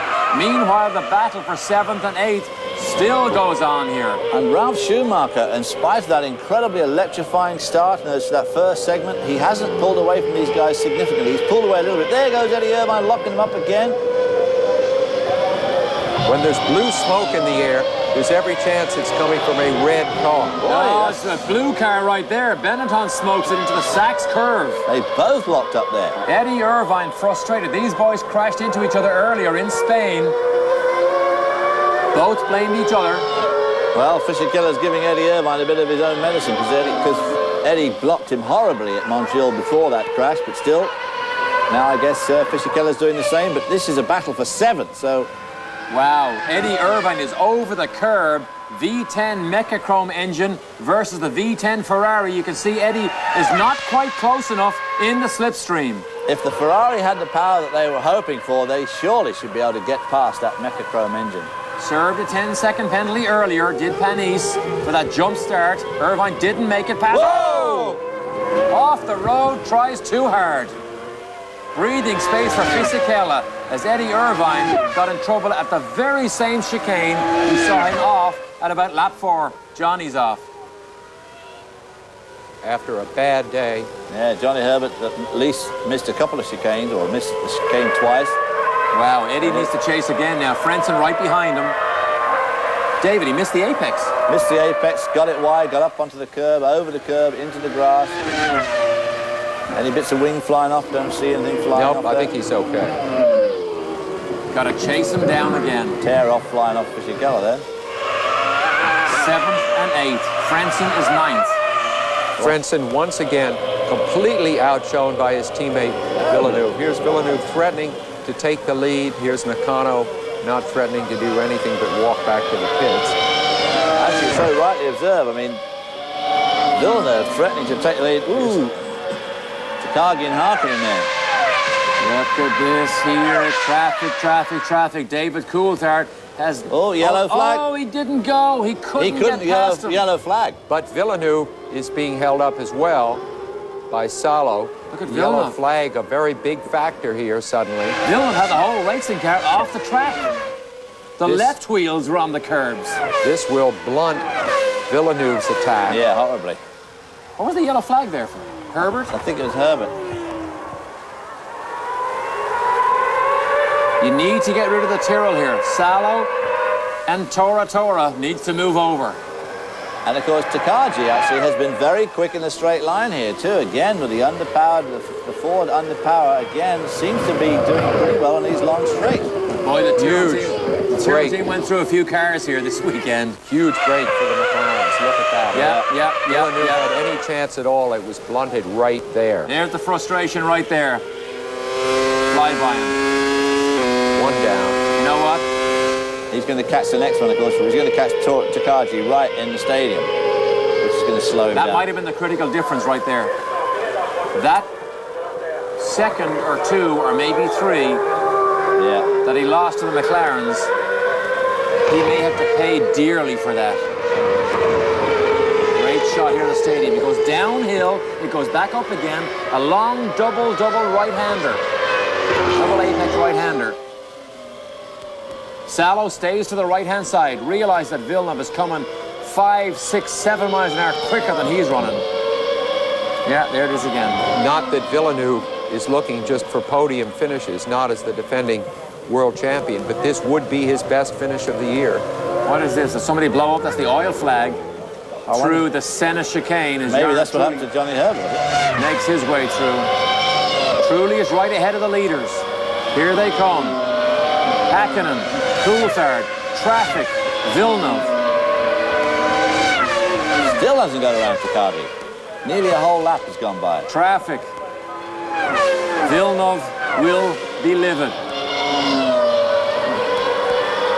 First, second, Traffic, third. Boy, it is tough to get by sometimes. Boy, these cars are fast in a straight line is what it boils down to. I mean, he's having a heck of a job catching up and passing him, even with all these long straights. And even visually, it looks like Villeneuve has less rear wing than the Tyrrell. But I mean, he's lost, you know, in his last two laps, he's lost at least 2.5, Now, here's 3 the seconds. problem. He can't go through the apex right there No. quick enough because Takagi's in front of him. Yeah. And look how he pulls away Takagi. Wow. If he's not careful, he gets black flagged.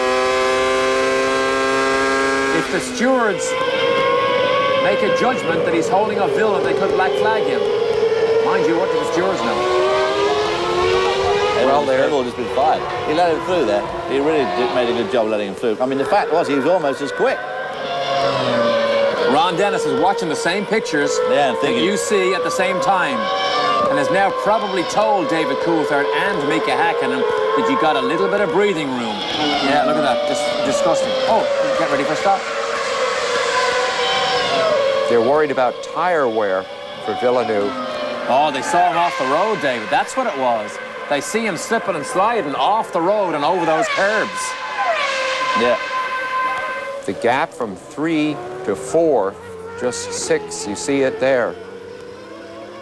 Look at that there, Damon Hill. Could Villeneuve be the one in trouble, not the McLarens?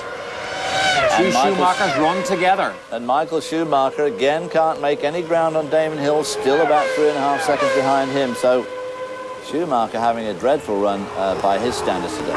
David Coulthard again closes right up on the back of Mika Hakkinen, who cracked under pressure at Silverstone. Schumacher was right behind him. He flew off the road. So lucky to get away with it.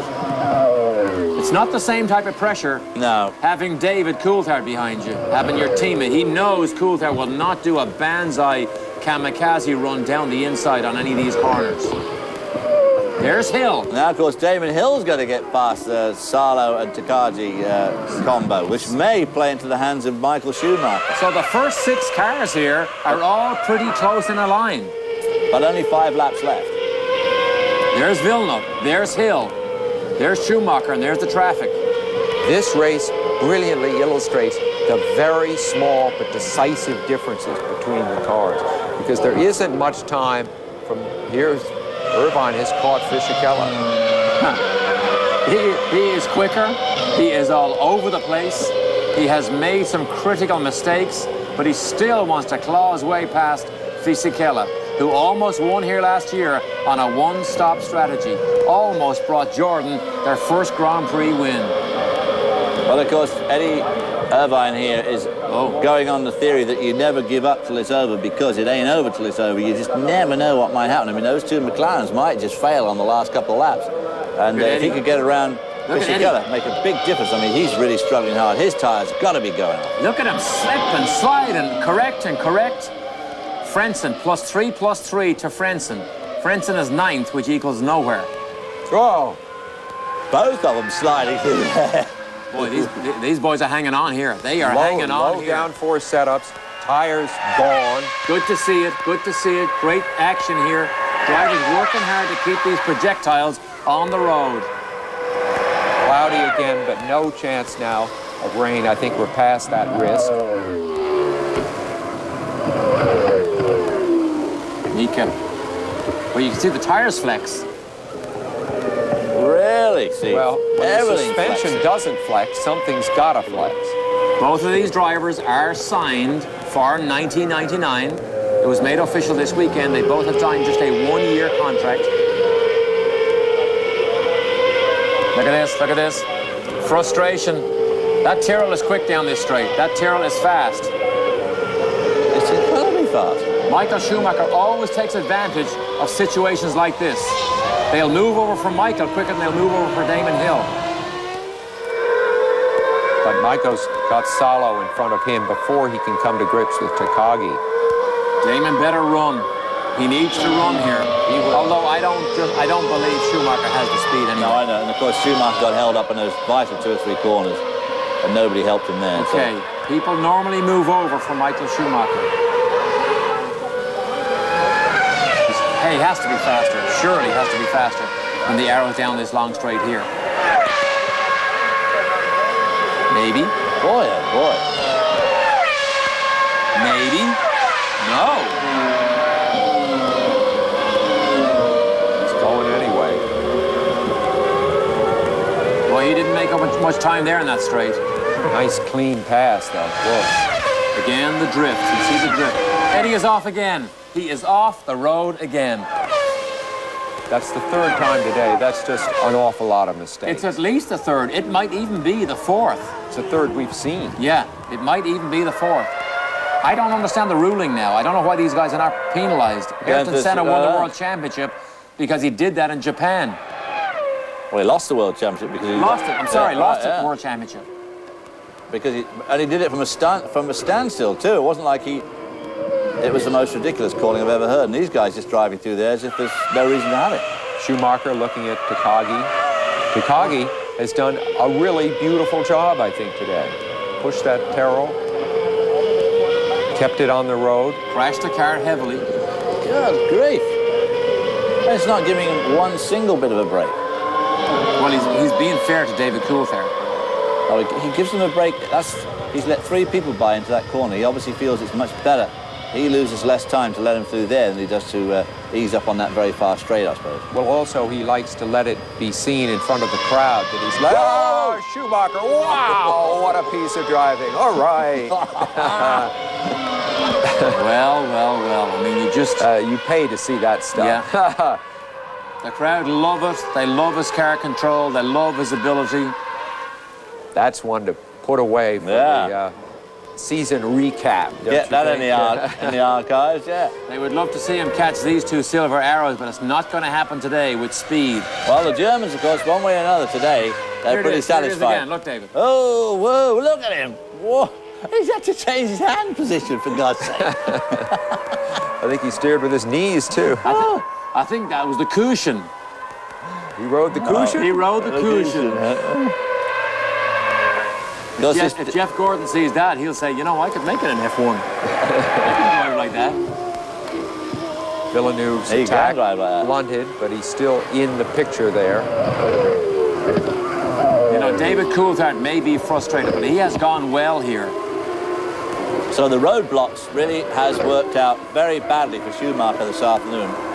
Coulthard, Jacques Villeneuve, and, of course, Damon Hill, all taking points away from Michael Schumacher, who's going to end up with, what, 2 points for the afternoon? Yeah, and the first three will be exactly as they qualified yesterday. And here's the four boys here in the line. Look at this. Ralf Schumacher, Fisichella, Irvine, after 4 mistakes. And Frentzen cannot even capitalize on Eddie Irvine's mistakes. They've been off the road at least 3 times that we've seen, maybe even 4. But Frentzen, wow, bad day. 1 lap to go. White flag lap. What a demonstration here by McLaren. 2 races in a row they do this. Norbert Heck's job is safe. Yeah. But it isn't easy. You mentioned this was a Mercedes-Benz test track going back. Here's Jacques trying to get by Salo. Going back into, back into the 1930s. They have been tested hard today, I would say, wouldn't you? And they seem to have come through with flying colors. Has Villeneuve been on the podium? He hasn't. This is Villeneuve's first podium this year. Hard to believe that. Frentzen made it to the podium in Austria. That's been the only time that Williams has been on the podium. Yeah, Australia. Frentzen's Australian. Yeah. 3rd place. Look at this here. What a package. What a package put together by Adrian Newey, who is the highest paid designer in motor racing. That's a non-team owner, because Patrick Head probably makes more. But what a package they put together here. Aerodynamically, mechanically, engine, tires, the package just works. And the experience of the drivers allows them just to bring this home again in another 1-2. There's Villeneuve, not far back. He's not far behind. 5th 1-2 for the year. The most dispiriting thing for everybody else must be the fact that, quite honestly, these 2 guys have never looked even vaguely stretched all afternoon. No. Not even vaguely. They use less road. They put a wheel on the curb. They just put it on the curb. Everybody else is up on the curb, over the curb, and they're still pulling away at, half a second a lap. Wow, what a day for Mercedes-Benz. The Silver Arrows.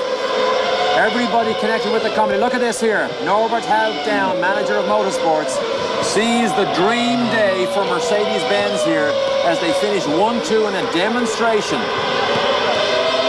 With demonstration right there. Let it be said, he may have finished 3rd, but he was finished within the same second. Look at this here. Damon Hill, we believe, goes across the line. He takes 4th place. This is Ralph. Michael takes 5th. Ralf Schumacher hangs on to 6th place. So a good day of reliability and consistency for Ralf Schumacher, but a day of frustration for Michael Schumacher, because the challenge to McLaren has faded badly. As Norbert Haupt becomes a celebrity in Germany, he will be quoted all over the televisions and radios and newspapers for the next 2 or 3 days. Quite honestly, today we saw absolutely no challenge to Mercedes and the McLaren team. I mean, nobody even put up half-hearted challenge. I mean, we're all very excited about Jacques Villeneuve, but I mean, I don't think those 2 guys at the front were even trying. There was a concern over the fuel. We saw the concerned face, or a concerned look on the faces of Norbert Haupt, Ron Dennis, and Mario Ilian. But it didn't really come to anything as Mika Häkkinen again takes a Grand Prix victory, having waited so long, David. For years and years he waited, and suddenly they come in bucketfuls. And this, of course, is 8 wins in one season so far, which puts him into the record books, absolutely. And another couple of wins, and he's going to be right up there with the all-time greats on wins in a season. So as Mika Häkkinen celebrates, everybody in Germany also celebrates. They had a great day here. And as they peel off to Park Fairmont, we just got to slip away from the break. We'll be right back. Welcome back to our Bridgestone unofficial results of the Grand Prix of Germany. And the headaches at Ferrari will begin to increase because they had so much momentum mid-season, and now it has firmly swung back into the McLaren court. Jacques Villeneuve had a very, very good race for Williams, but he struggled. He wasn't on the pace of the McLaren yet. Damon Hill, good points for the Jordan team as Ralf Schumacher picks up more points. Ralf Schumacher, Fisichella then 7th, Irvine 8th, had a very adventurous day. And Heinz-Harald Frentzen not having a good day at all. Alesi Wirtz, again, not a good day. Jarno, truly the best of the pros, but still not very good. And the boys, who didn't do a lot. Pedro Diniz, of course, was the first out. Back to World Feed. Well, Mika Häkkinen, first to congratulate him was Villeneuve, Jacques Villeneuve. Adrian Newey spent a long time in America, designed the March Formula One cars, worked for Bobby Rahal, when Rahal ran for the Krakow IndyCar team. Hakkinen wants to hang on to the moment there in front of the crowd, not get hustled off into the more antiseptic victory circle situation. Huge crowd here. Obviously, a lot of disappointment for the Ferrari fans there that Michael Schumacher didn't do better. But on the other hand, of course, their precious Mercedes engines were certainly all conquering. So a lot of satisfaction and some dissatisfied people in this huge crowd. And you know, David, Schumacher improved his grid position more than anyone else in the race. That's something. Yeah, I mean, he had a bad practice session. He was off the road on Friday and Saturday morning, and then an engine blew, so he didn't get a lot of pre-practice time there. You see Ralph on the left. The two brothers. Ralph Schumacher was beginning to get the nickname in Europe of Half Schumacher because he fell off the road so much. He has now done 3 races in a row where he has been, to my mind, exceptional. He has grown so much, matured so much in the last 3 events. But can you imagine how Eddie Jordan feels too suddenly? I mean, here he is, Damon Hill 4th today, Ralph Schumacher having a terrific run and a terrific qualifying, and then those 2 great races, Austria and Britain before it. Look at Jordan, the new jump up in the standings there, by the way. And how about Villeneuve's hair, the new platinum look? No, I think it's gone back to blonde again. I don't think so. Michael. It seems to have a silver tone to it. At least it isn't purple. We're making progress, guys. Well, the poor guy's losing too much of it. I don't know why he points it to him. I don't know why he makes such a fuss about his hair. If I was him, I'd be keeping quiet about it. Look at Adrian Newey, arm in arm with Mika Hakkinen. What a smile. Adrian Newey, I mean, he had an enormous amount of success at Williams. Williams Constructors' Championship run began when Adrian Newey went there. Boris Becker, of course, up to greet the drivers on just right outside Victory Rostrum, Victory Circle, or the podium, whatever you call it.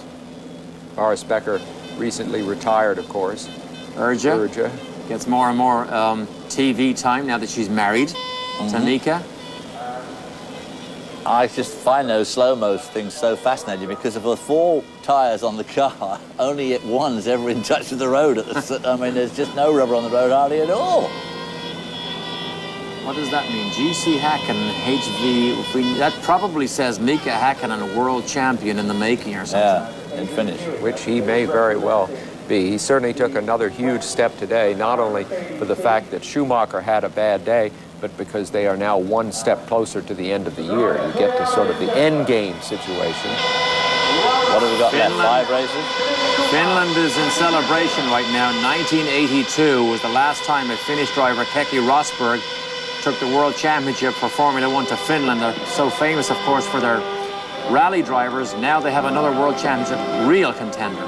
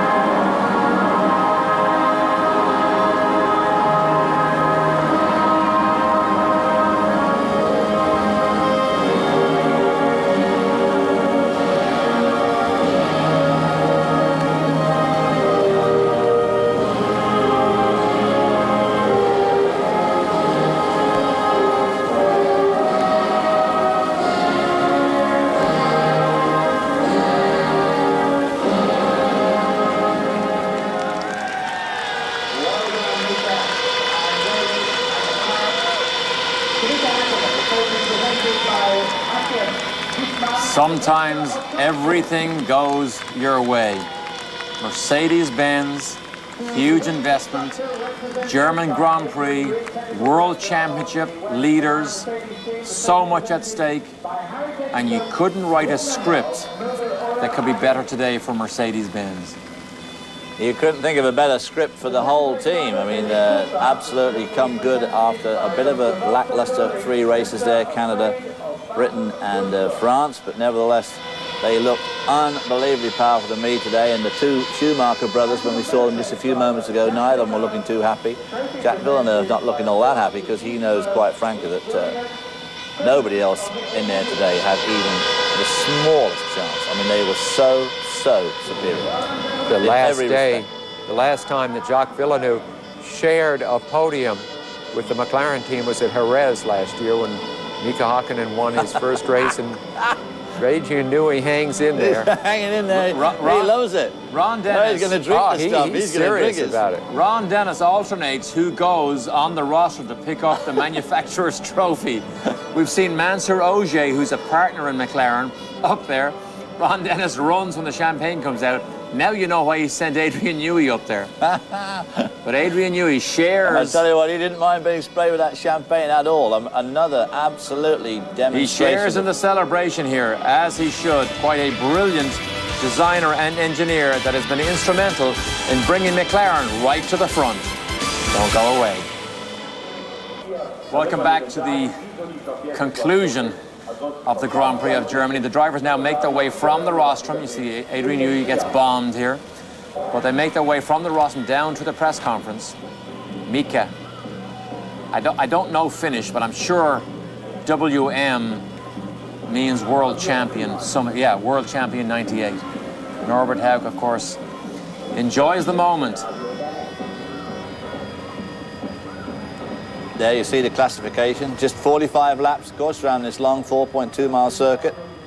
Eddie Irvine never did make it past Fisichella. Frentzen was still mired in that 9th spot. John Alesi, who we thought might go a little bit better, just rounds out the top 10. Alexander Wurtz's terrible start never became a real factor. And really from 12th down, David, nobody there did anything respectable at all. No, again, the Prosts having an unbelievably disappointing day. With Jarno truly there outrunning Olivier Panis, but still in all not doing well at all. Both complaining about poor grip in practice and qualifying, and obviously got to do a lot of work to that Prost car to get it up where it should be. That's the Stewart car too. Yeah, the freeway runs right by Hockenheimring here. There's actually an exit through a gas station off to the right-hand side, a back way that only drivers know to get in and out of that racetrack. Drivers and TV commentators. Exactly. Back to Heidelberg. Congratulations on your 6th win of the season and the 5th McLaren 1-2 this year. It was a pretty solid performance from you and David this afternoon. That's correct. David pushed you hard all the way through the race. I mean, he was, what, 1 second behind you for the whole race. Was that a lot of pressure? I would say, in the end, there was a situation where I was quite worried about the situation, and Jack was pushing very hard and catching us 1 point, and even 1 point there was some all on the track, and when that was happening that time, I started losing speed from the car, and like David mentioned to me after the race, at some point he had difficulties to see because it was something was coming out of the car. So I was obviously concerned about it, and that's where the pressure came from. When you came up for your pit stop, did you think that David might get ahead of you at that stage? Yes, I did, but yes, I did. I hope. What else are you going to say? Well, David, you pushed Mika very hard through the whole race. You were 1 second behind, pretty much from start to finish. Did you think at any stage you were going to be able to get past, or was it a team race today? I thought, as you mentioned about the pit stop, I might be able to get past, because I noticed that as Mika went into the pits, I saw in my dash that we were 8 tenths slower on that lap up until that point. So I knew if I just went back to my normal lap time, I could gain that, and that could make the difference. But I got 2 cars on my my end lap for the pit stop. A little bit frustrated, and then tried to make up the time, braking into the pit area, and I overshot. So in the end, it cancelled out, and I came out behind him. And after, it's very difficult when you're racing against someone in the same car because, fuel-wise, you've got the same weight, you've got the same tyres, very similar setup. So you experience different drop-off in performance of the tyres and the brakes. So it makes it very difficult to try and have a big advantage in a certain area. I mean, you got the fastest lap this afternoon, and you did look a bit quicker than Mika for most of the race. I think we were expecting you to have a go at him at one stage. Well, it wasn't easy out there. It may look like a walk in the park, but believe me, when you're doing 350 into a braking area and following another car and losing downforce, it's very, very difficult. And it's one thing overtaking another car that doesn't have the same performance, but a car with the same performance as you, very difficult. And obviously in the back of my mind, the last thing that I'm going to do is go for glory, all locked up down the inside and get it wrong. It's too much at stake, and I don't need that for my championship. Mika doesn't need that for his. So in the end, we had a good fight, but there wasn't much chance of overtaking. Thank you, David. Well, Jacques, your first podium since you won the championship last year in Jerez. It must have been fantastic running up at the top again. Yeah, it feels great. Today we could keep up with Mika, mostly when we noticed he was having problems, and we could keep up with the 2 McLarens, and we were I was trying to push hard just to make sure that the problem that Mika had would accentuate. But then 7 laps from the end, something broke on my car, and then I had to slow down myself, which is a shame. Towards the end of the race, we saw your pit crew looking a bit worried. Did you have a problem on the car? Yeah, exactly, which is what I just said. We're getting a lot of inside wheel spin, so I don't know, maybe the differential failed or something like that, and the revs were going up and nothing was happening on the track, so I was losing a little bit of time because of that. Now, for the rest of the season, do you think you can expect to be up there with the guys again? Yeah, I think the the tracks left should suit us. We should be competitive in Monza again, which is a low downforce track. Our car seems to be very comfortable with very low wing settings, so we can keep up with the McLarens down the straight with our low wings. And Suzuka and Spa should suit us also, so I think it's looking good. Well done, Jacques. Well, Mika, you now go to Hungary, 16 points ahead in the World Championship. What are your feelings about the Hungary circuit? Well, we performed over there last year very well, actually, in a qualifying and race also until we got a problem. But I think I'm looking forward to go there. I think we had a great package. We had a very good car and very good tires. And I think Hungary is basically opposite than Hockenheim. It is the circuit where you're carrying a lot of downforce. So you need a very good power from your engine and good balance for your car. And we got it. Well done, Mika. Now can you give us some comments on the race in your own language? We think Mika Häkkinen is enjoying his World Championship run here, although you wouldn't know by that press conference, but we're just going to slip away and we'll be right back to wrap things up. Back to our post-race coverage of the Grand Prix of Germany. And now, Derek and David, let's take a look at today's championship standings now in the drivers' points. Well, as you can see, Mika Häkkinen just edges further away from Michael Schumacher. Now, it's hard to say that the challenge is over from Ferrari, but it certainly seems to be very, very difficult at this particular time. David Coulthard, he knows himself he has no realistic challenge of the championship as long as Häkkinen keeps finishing ahead of him. And then the rest, David, just drops off. Eddie Irvine, Wirtz, scoring no points today. Jacques Villeneuve now coming into that top 6 frame. For the first 5 races, hardly scored a point. Fischer-Keller, of course, getting no points today. Frentzen, again, no points. And then the Stewart, Sauber, the Arrows and the Jordan drivers. Ralf Schumacher, probably very disappointed he didn't get some points today. Have a look at the Constructors' Championship here. Now, this was really, really close before we started the German Grand Prix this morning, but McLaren now have a little bit of a comfort zone, and don't underestimate how vitally important this is to Mercedes, really more so than the Drivers' Championship, because that's the one that the manufacturers themselves like to shout about. That's the one that'll be touted around there. You see the Arrows and Sauber down at the bottom of the picture. We will be back in just a few moments for our last segment here from the Grand Prix of Germany as the crowd begins to file out. Stay with us. Welcome back. Well, the 1998 Grand Prix of Germany is history, and Derek Daly, it was an interesting race, certainly dominated by McLaren.